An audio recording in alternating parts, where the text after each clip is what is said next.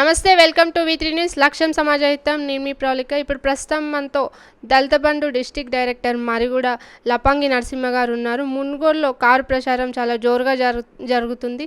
అదే స్పీడ్లో ఎన్నికల్లో గెలుస్తారా లేదా, అసలు ఇక్కడ సిచ్యువేషన్ ఎలా ఉందో వారి మాటల్లోనే తెలుసుకుందాం. నమస్కారం సార్. ఇక్కడ ప్రచారం ఎలా జరుగుతుంది? ప్రచారం ఏ ఊరు పోయినా మా యొక్క నియోజకవర్గ అభ్యర్థి కేసీఆర్ వదిలినటువంటి బాణం కూసుకుంట్ల ప్రభాకర్ రెడ్డి గారికి ఏ గ్రామానికి వెళ్ళినా ప్రజలు బ్రహ్మరథం పడుతున్నారు. మేము అత్యధిక మెజార్టీతో గెలిచేందుకు మునుగోడు నియోజకవర్గంలో ప్రజలే చైతన్యం చేస్తున్నారు, మమ్మల్ని ఆశీర్వదిస్తున్నారు. టీఆర్ఎస్ పార్టీ ఉండాలి, కేసీఆర్ గారే మళ్ళీ ముఖ్యమంత్రి కావాలి, ఈ నియోజకవర్గం బాగుపడాలంటే టీఆర్ఎస్ పార్టీ బలపరిచిన అభ్యర్థిని అయినటువంటి కూసుకుంట్ల ప్రభాకర్ రెడ్డి గారితో సాధ్యం అనేది జనాలల్లో సముచితంగా జనాలు దాన్ని ఏకీభవించి వాళ్ళే మాకు ఓట్లేస్తామని, ఏ కులాలు కానీ మతాల కులాలకు అతీతంగా మాకు ఓట్లేస్తామని సిద్ధంగా ఉన్నారు. ప్రజలే ఆదరిస్తారు అంటున్నారు కదా, మరి ఇక్కడికి ప్రతి ఎమ్మెల్యే, ఎంపీ, మినిస్టర్ వీళ్ళందరూ వచ్చారు. మరి ప్రజలేమంటున్నారు? ఇంతగానో ప్రచారం చేయాల్సిన అవసరం ఏంటి అంత ఆదరిస్తున్నప్పుడు? సరే మేడం, ఇప్పుడు మాకు హైదరాబాద్కు కూతవేడు దూరంలో ఉన్నటువంటి మునుగోడు నియోజకవర్గము, గతంలో ఉన్నటువంటి ఎమ్మెల్యేలు ఏ ఎమ్మెల్యే కూడా నియోజకవర్గాన్ని పట్టించుకున్న పాపాన పోలేదు. 2014 నుంచి 18 వరకు ఉన్నటువంటి ఎమ్మెల్యే, టీఆర్ఎస్ పార్టీ బలపరిచినటువంటి ఎమ్మెల్యే కూసుకుంట్ల ప్రభాకర్ రెడ్డి గారు మాల్ నుంచి కనగల్ వరకు, మాల్ నుంచి గుర్రంపూడి వరకు డబల్ రోడ్ చేయడం కానీ, ఈ నియోజకవర్గంలో సాగునీరు కావాలనంటే 2 ప్రాజెక్టులను కట్టడం జరిగింది. లక్షణాపురం ప్రాజెక్ట్ అయితేంది, షర్లగూడెం ప్రాజెక్టు, ఈ 2 ప్రాజెక్టులతోటి ఈ నియోజకవర్గంలో ఉన్నటువంటి 2,43,000 ఎకరాలు ఏ భూమి అయితే ఉన్నదో, ఏ పడవబడ్డ భూమి కానీ, బీళ్లు కానీ, ఇవన్నిటిని సాగులోకి తేవాలని ఒక ఏకైక లక్ష్యంతో 2015 సంవత్సరంలో ఇక్కడ కేసీఆర్ గారు షర్లగూడెం రిజర్వాయర్ను శివన్నగూడెం దగ్గర పైలాన్ ఓపెన్ చేసినప్పుడు మా యొక్క భూముల ధరలు అప్పటికి 2.5 లక్షలు 3 లక్షల రూపాయల ఎకరం ఉన్నది. ఇప్పుడు ఏదైతే కొబ్బరికాయ కొట్టి పోయినాక ఈ యొక్క ప్రాజెక్ట్ ఎప్పుడైతే దాన్ని స్టార్ట్ చేయడం జరిగిందో అప్పటి నుంచి ఈ రోజు రోడ్డు బిట్టి చూసుకుంటే 1,30,00,000 పోతుంది ఎకరం. ఇది రిజర్వాయర్ల పుణ్యం. ఇది 2014 నుంచి 18 వరకు జరిగిన డెవలప్మెంట్ మాత్రమే ఈ నియోజకవర్గంలో ఉన్నది. అది కూసుకుంట్ల ప్రభాకర్ రెడ్డి గారు అప్పుడు ఉర్రూతలు ఊగించుకుంటూ అభివృద్ధి పదంలో నడిపించుండు మునుగోడు నియోజకవర్గాన్ని. మేమేం చేసినాము, 2018 ఎలక్షన్లో మా అభివృద్ధి మమ్మల్ని గెలిపిస్తుందని మేము ప్రజల మీద నమ్మకంతో ఉన్నాం. కానీ అప్పటికి వచ్చినటువంటి మాయమాటలు చెప్పినటువంటి రాజగోపాల్ రెడ్డి గారు, నేను ఇద్దేస్తా నియోజకవర్గ భూ నిర్వాసితుల కాడ పోయి బొడ్రాయి మీద ప్రమాణం చేస్తూ నేను ఎకరానికి 10 లక్షల రూపాయలు ఇస్తా, ఆయన గవర్నమెంట్ ఇవ్వకుండా నేను నా జేబులకి వెళ్ళి ఇస్తాడు, కురి చేసుకుని నేను ఇప్పిస్తాడు. కానీ 3.5 సంవత్సరాలు ఏనాడు కూడా నియోజకవర్గం కాదు, ఈ భూ నిర్వాసితులను కానీ ఇక్కడ ఉన్న డెవలప్మెంట్ కానీ ఒక్క కొబ్బరికాయ కొడితే 100 పనులు చేస్తాను ఆ రోజు మాట ఇచ్చిండు. మనకాడ వీడియో క్లిప్లింగ్లు ఉన్నాయి. కానీ తన మాయమాటలతోటే కాలాన్ని వెలుపుచ్చుకుండు తప్ప ఈ నియోజకవర్గం డెవలప్మెంట్ అవుతుంది, నేను రాజీనామా చేస్తే డెవలప్మెంట్ అవుతుంది ఆయన కలలు. కానీ తన ఒక కుటుంబ డెవలప్మెంట్ కోసానికి పార్టీ మారి ఈరోజు అనవసరమైనటువంటి బై ఎలక్షన్లు తేవడం జరిగింది. ప్రజాధనం వృధా. ఈరోజు ఎందుకు ఇంతమంది ఎమ్మెల్యేలు ఇక్కడ తిష్ట వేసి కూర్చున్నారంటే ఈయన డెవలప్మెంట్ కాలేదు అంటుండే కదా. ఈ యొక్క గ్రామాల్లో ఉన్నటువంటి డెవలప్మెంట్ ఏమేమి కావాలి ప్రజలకు, ఏదేది మనం రేపిస్తే ఈ నియోజకవర్గం డెవలప్మెంట్ అవుతున్న ఆలోచనతోటి ఇంత పకడ్బందీగా ఈ యొక్క విస్తృతంగా ఈ పర్యటనలు జరుగుతున్నాయి. ప్రతి ఒక్క ఎమ్మెల్యే కానీ, మినిస్టర్ కానీ వచ్చి ఈ మండలానికి వద్దరు మినిస్టర్లు కానీ, ఎంపీటీసీ పరిధిలో ఒక్కొక్క ఎమ్మెల్యే క్యాండిడేట్ వచ్చి, ఎంపీ క్యాండిడేట్ వచ్చి ఈరోజు నియోజకవర్గంలో సమస్యలను తీర్చేందుకు వచ్చినారు. ఇప్పుడు రాజగోపాల్ రెడ్డి వచ్చిన తర్వాత 3.5 సంవత్సరాలుగా ఏం చేయలేదు అంటున్నారు. మరి గవర్నమెంట్లో మీ పార్టీయే ఉంది కదా, మరి నిధులు లేకనా ఈయన డెవలప్మెంట్ చేయలేకనా? ఇప్పుడు ఫ్యామిలీ అన్నప్పుడు అందరం ఒక తిరిగి ఏముండం. నియోజకవర్గంలో 119 నియోజకవర్గాల నుండి 118 నియోజకవర్గం ఎట్లా డెవలప్మెంట్ అవుతున్నాయి, ఈ నియోజకవర్గం ఎందుకు డెవలప్మెంట్ కాలేదంటే ఈయన ఈగో ఫీలింగ్లతోటి నేనే పెద్ద తోపును, నేను కేసీఆర్ను మినిస్టర్ని కలుస్తానా, నేనెందుకు కలుస్తాను ఆలోచనతో ఈయన పోయి నిధులు లేక ఈ డెవలప్మెంట్ చేయలేకపోవడం ఆయన అసమర్థత. మెయిన్గా చెప్పాలంటే తన యొక్క అసమర్థత.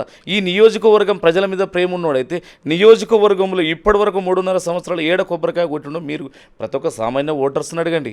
ఏ ఊరికన్నా వచ్చిండా ఒక హైప్ చేస్తాడు, ఏం చేస్తాడు, వాడు చచ్చిపోయాడు అనుకో 50 లక్ష ఇస్తాడు, నేను పెద్ద అది చేస్తున్నా డెవలప్మెంట్. అదేనా డెవలప్మెంట్ చేస్తే? ఇప్పటివరకు నియోజకవర్గంలో ప్రాజెక్టులు ఎందుకు పూర్తి కాలేదు? నువ్వు ఎందుకు ప్రశ్నిస్తలేవు అసెంబ్లీలో? కేసీఆర్ని అడగొచ్చు కదా, ముఖ్యమంత్రి కదా కేసీఆర్, ఎందుకు అడగలేదు నువ్వు ఆయనను? అంటే నీ యొక్క అసమర్థత. నేను పోయి ఆలకాయ పోయి అడుగుతానా? ఆయన ఆలోచన అన్నట్టు డబ్బులు నా దగ్గర, డబ్బులతో ఏమైనా చేయాలనుకుంటాడు. డబ్బులు ఇవ్వాలన్నా ప్రజలు డబ్బులు నమ్ముతలేరు, ఎవరు నమ్మడు. ప్రజాసేవ చేసిన నాయకుడు కావాలని కోరుకుంటున్నాడు మునుగోడు ప్రజలు. ఎక్కడ డెవలప్మెంట్? హైదరాబాద్కి ఇంత దూరం, ఇంత దగ్గరలో ఉన్నాం మేము, అయినా డెవలప్మెంట్ ఎందుకు కాలేదు? సరే, మా ఎమ్మెల్యే కూసుకుంట్ల ప్రభాకర్ రెడ్డి 2014 నుంచి 18 వరకు మా ఎమ్మెల్యేని చేసిన డెవలప్మెంట్ కూడా కాదని ఈయన ఎక్కువ చేస్తున్నాను కదా నేను గెలిపించింది, మరి ఎందుకు చేయలేదు? అడగంది అమ్మాయిని అన్నం పెట్టదు కదా మేడం. నువ్వు అడిగేది లేదా స్టేషన్ లేదా, నీ నియోజకవర్గంలో సమస్యలు ఎడ తెలిసే ప్రభుత్వానికి? నువ్వు పోయి నాకు ఈడ సబ్ స్టేషన్ కావాలి, ఈడ నాకు ఈ ఎస్సీ వాళ్ళ కమ్యూనిటీ బిల్డింగ్ కావాలి, ఈడ ఇది కావాలి, ఈ హాస్పిటల్ భవనం 100 పడకల హాస్పిటల్ మన మర్రిగూడల 30 పడకల హాస్పిటల్ ఉంది, దాన్ని ఇప్పటివరకు కట్టున్నది. ఏనాడు కూడా పోయి ఆరోగ్య శాఖ మినిస్టర్ ఉన్నట్టు హరీష్ రావును కలిసినవా? ఈ యొక్క హాస్పిటల్ను ఓపెన్ చేయాలని అన్నవా? కానీ ఆ ఓపెన్ చేపిస్తే ఇక్కడ ఉన్నోడు హైదరాబాద్ ఎందుకు పోతాడు? ప్రతి ఒక్క సమస్య ఇక్కడ తీరుస్తుంది కదా. నీకు చేయలేక ఏం ఆడరాక మధ్యలో ఊడిపోయింది అన్నట్టు ఉంది రాజగోపాల్ రెడ్డి పరిస్థితి.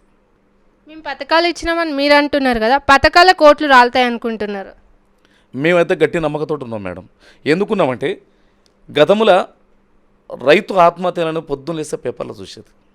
తనకు అప్పుండి సచ్చిండా, పెట్టుబడి పెట్టి సచ్చిండా, ఏ రకంగా సచ్చిండో తెలియదు. కానీ పొద్దున్న పేపర్లో నాలాంటి లీడర్లు ఏం చేసేదంటే, నాలాంటి లీడర్లు ఈయన చనిపోయాడు ఏంటంటే రైతు ఏమైనా వస్తుంది, రైతు చనిపోయిన ఆత్మహత్య అని క్రియేట్ చేసి ఇచ్చాడు.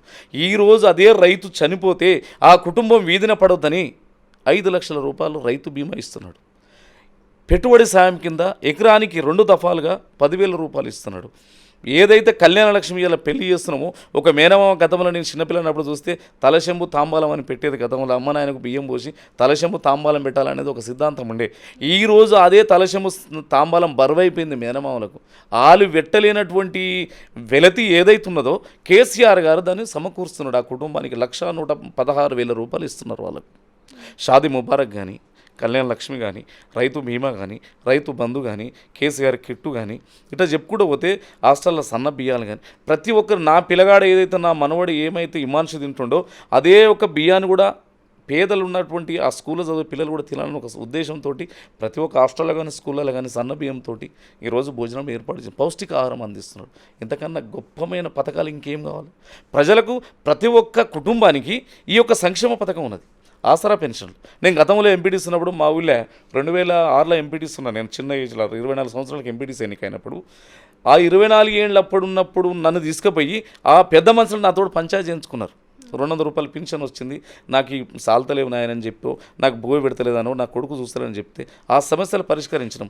ఈ 2014 తర్వాత ఎప్పుడైతే కేసీఆర్ గారు 2016 3,016 రూపాయల పెన్షన్ ఇచ్చారో, ఈరోజు అదే కోడళ్ళు కానీ కొడుకులు కానీ కొడుకులు ఏమంటారు అంటే, మా అమ్మ మా అత్త ఇంకా 4 ఏళ్ళు బతుకుంటే బాగురా దేవుడు అని దేవునికి దండం పెడతారు పొద్దున్న లేసి. ఎందుకంటే ఇలా కుటుంబాలు వీధిన పడకుండా ఆమెకు ఆ 2,000 రూపాయలు ఇస్తే తన యొక్క బాగోగులకు హాస్పిటల్ ఖర్చులు కానీ తనకు వినియోగపడుతున్నాయి. ఇలాంటి పథకాలు మేము ప్రజలకు చేరువైన పథకాలు ఇచ్చినప్పుడు మాకు నమ్మకం ఉంటుంది కదా. విశ్వాసమున ప్రతి ఒక్కరు మాకు ఓటేయాలి. ఇలా 1,43,000 మందికి ఈ మునుగోడు నియోజకవర్గంలో మేము రైతు బంధిస్తున్నాం. 43,000 మందికి పెన్షన్లు ఇస్తున్నాం. ఒంటరి మహిళ కావచ్చు, ఆసరా పెన్షన్స్ కావచ్చు, వితంతు పెన్షన్లు కావచ్చు, వికలాంగుల పెన్షన్లు కావచ్చు. 9,950 ఇప్పటివరకు కళ్యాణ లక్ష్మి ఇచ్చినాం మునుగోడు నియోజకవర్గంలో. దాదాపు 10,000 మంది పైచిలకు సీఎం రిలీఫ్ ఫండ్ ఇచ్చినాం. గతంలో సీఎం రిలీఫ్ ఫండ్ అంటే ఎవరికి తెలియదు. ఈరోజు అదే 2014 తర్వాత మాలాంటి లీడర్లు ఊళ్ళో ఉండి, అరే నీకు హాస్పిటల్ అయినా కదా ఆ పేపర్లు తీసుకున్నారా, నీకు నేను సీఎం రిలీఫ్ ఫండ్ ఇప్పిస్తాను. నా ఊళ్ళోనే నా రామరెడ్డిపల్లి గ్రామ పంచాయతీ పరిధిలో 100 నుంచి 150 వరకు నేను సీఎం రిలీఫ్ ఫండ్లు ఇప్పించాను. ఎల్ఓసీలు కానీ ప్రతి ఒక్కరికి ఒక సంక్షేమ పథకం ఇస్తున్నాం. నేను మన గొర్రెల పథకం ఇచ్చినాం, వాళ్ళకి ఇస్తున్నాం. ఈరోజు దళిత బంధు, దళితుల మీద దళితులు ఏ రకంగా అయితే అభివృద్ధి చెందాలని ఒక ఆశ, వీళ్ళని ఎట్లనైనా నేను ఆర్థిక వైపు నేను నడిపించాలని ఒక కలలుగన్నటువంటి పథకము మన దళిత బంధు పథకం. ఇలా ప్రతి ఒక్క నియోజకవర్గానికి 100 మందికి 100 యూనిట్ల లెక్క ఇచ్చినాం. నేను దళిత బంధు అయినాక ఈ మునుగోడు నియోజకవర్గంలో ఉన్నటువంటి నారాయణపురం మండలం, చిమిర్యాల, దండుమల్కాపురం, మునుగోడు మండలంలో జమస్థాన్పల్లిలో 100 యూనిట్లు ఇచ్చినాం మేము.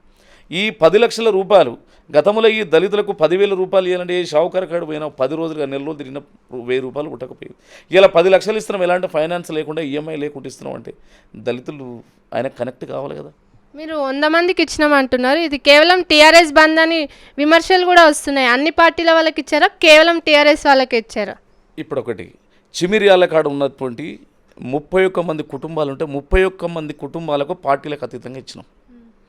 100 చెప్పిన ఇప్పుడు మీకు చిమిర్యాల కానీ, గుడిమల్కాపురం కానీ, జమస్థాన్పల్లి, ఈ 3 కాడ 100 యూనిట్లు గ్రౌండింగ్ చేసినాం. ఒక్కరికి నాకు రాలేదు అనలో లేరు.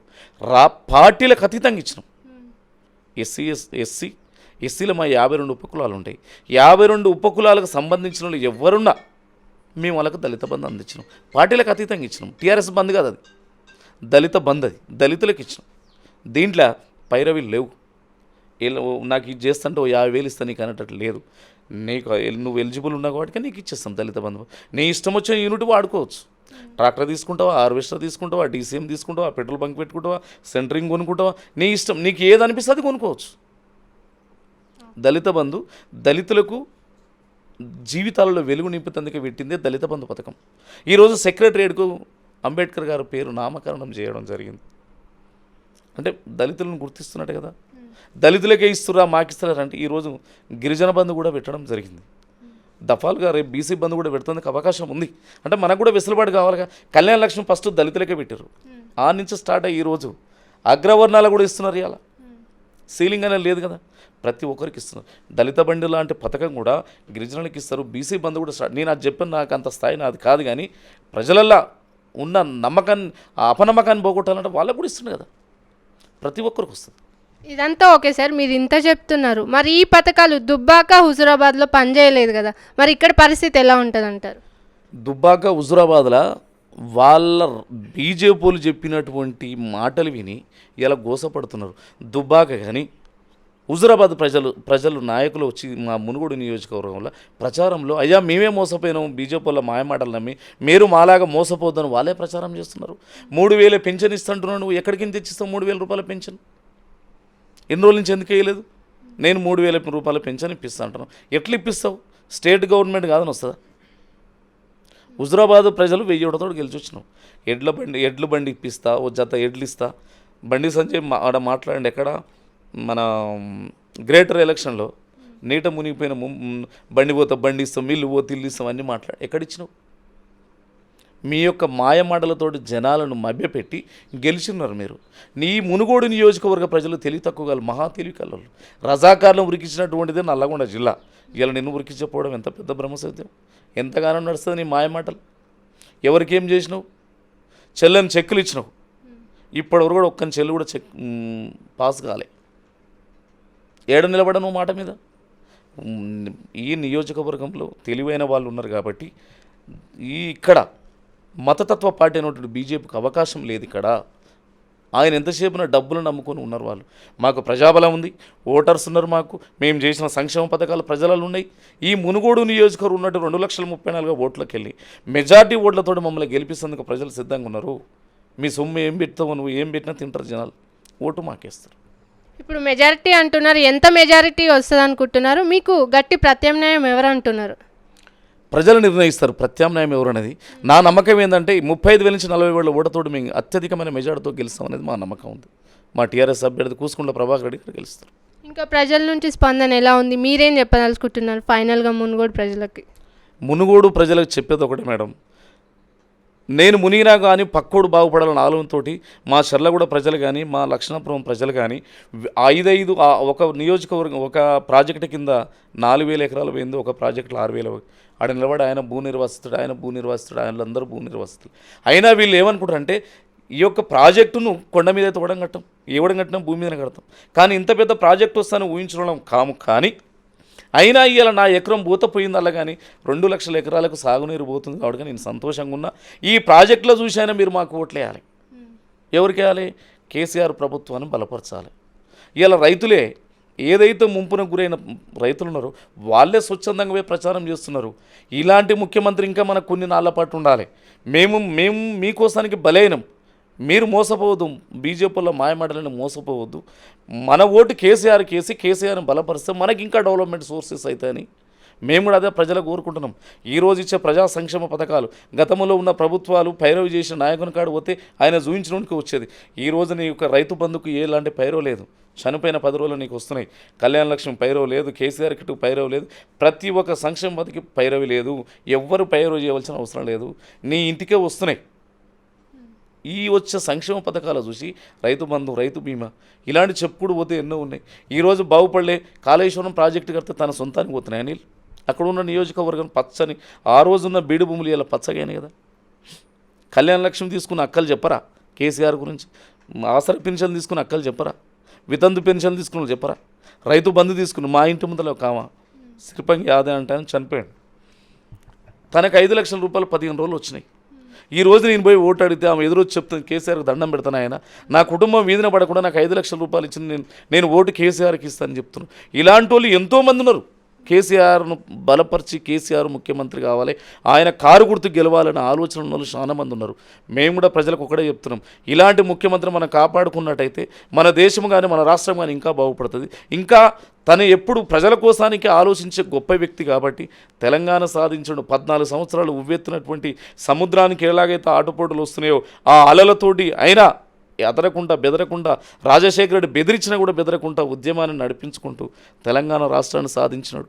ఇలా ఆ 2001లో కానీ 2002లో కానీ ఇక్కడ పాదయాత్ర చేసుకుంటూ ఏ నియోజకవర్గంలో ఏం చేస్తే బాగుంటుంది, ఏ యొక్క కులానికి కానీ మతానికి కానీ ఏమిస్తే బాగుంటుందని ఆలోచన చేసి ఈరోజు తన ముఖ్యమంత్రి అయిపోయాక క్రిస్టియన్లకు క్రిస్మస్కు బట్టలు ఇస్తున్నాడు, రంజాన్కు ముస్లింలకు బట్టలు ఇస్తున్నాడు, దసరాకు నా ఆడబిడ్డలకు ఏ అన్న కూడా పెడతలేడు. ఈరోజు ఒక చీర పెడుతుందుకు వెనకాడుతున్నారు, అయినా కేసీఆర్కి పంపిస్తున్నారు. ఇలాంటి మతాలకు అతీతంగా పనిచేసే గొప్ప వ్యక్తి ఇంకెవరు కావాలి మనకు? ఇలాంటి అలాంటి మనం పోగొట్టుకుంటే మన చెట్టును మనం కొట్టుకునే వాళ్ళు అవుతాం. ప్రజలు ఏకదాటిగా ఆలోచన చేసి రచ్చబండల కాడ కూర్చొని కానీ ఓ నలుగురు కూర్చున్న కాడ చర్చించుకొని కేసీఆర్ ప్రభుత్వాన్ని బలపరిస్తే మనం ఇంకిత అభివృద్ధి వైపు పయనిస్తామని నా ఆకాంక్ష, నా ఆలోచన. ఓకే, తప్పకుండా. Thank you sir. మీరు అనుకున్నట్టుగా టీఆర్ఎస్ గెలవాలని కోరుకుంటున్నాం. ఖచ్చితంగా ఇక్కడ టీఆర్ఎస్ఏ వస్తుందని ప్రచారంలో ముందుకెళ్తున్న లపంగి నరసింహ గారి గురించి తెలుసుకున్నాం కదా. మరో అంశంతో మళ్ళీ కలుద్దాం. అంతవరకు చూసినండి V3 న్యూస్.